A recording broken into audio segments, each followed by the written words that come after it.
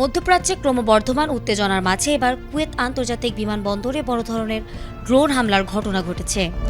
রোববার ভোরে একদল শত্রু ড্রোন কুয়েতের আকাশসীমা লঙ্ঘন করে বিমানবন্দরের গুরুত্বপূর্ণ জ্বালানি স্টোরেজ ট্যাঙ্ক লক্ষ্য করে এই হামলা চালিয়েছে।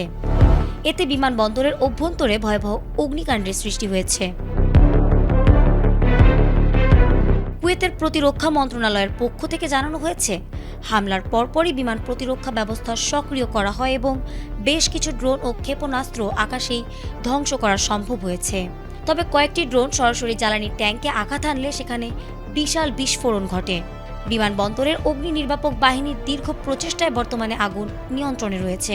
এই ঘটনায় অবকাঠামোগত ব্যাপক ক্ষয়ক্ষতি হলেও এখন পর্যন্ত কোনো প্রাণহানির খবর পাওয়া যায়নি। ইরানের রাষ্ট্রীয় টেলিভিশন এই হামলার দায় স্বীকার করেছে। তেহরানের পক্ষ থেকে দাবি করা হয়েছে, কুয়েতে অবস্থানরত মার্কিন সামরিক ঘাঁটি ও সংশ্লিষ্ট স্থাপনাগুলো লক্ষ্য করে এই অভিযান চালানো হয়েছে। মূলত ইরান ও ইসরায়েল মার্কিন জোটের মধ্যে চলমান ছায়াযুদ্ধের অংশ হিসেবেই কুয়েতকে লক্ষ্যবস্তু করা হয়েছে বলে মনে করছেন বিশ্লেষকরা। উল্লেখযোগ্য, গত 2 মার্চ থেকে সর্বোচ্চ নিরাপত্তার সতর্কতার অংশ হিসেবে কুয়েত বিমানবন্দরের সকল বাণিজ্যিক ফ্লাইট স্থগিত রাখা হয়েছিল। ফলে সাধারণ যাত্রীরা এই হামলার ঝুঁকি থেকে রক্ষা পেয়েছেন। বর্তমানে বিমানবন্দরের নিরাপত্তা জোরদার করা হয়েছে এবং কুয়েতি সামরিক বাহিনীর সম্ভাব্য পরবর্তী হামলার মোকাবিলায় উচ্চ সতর্কতায় রয়েছে। এই ঘটনাটি উপসাগরীয় অঞ্চলের সামগ্রিক স্থিতিশীলতা ও বিশ্ব জ্বালানি বাজারের ওপর নতুন করে উদ্বেগের ছায়া ফেলেছে।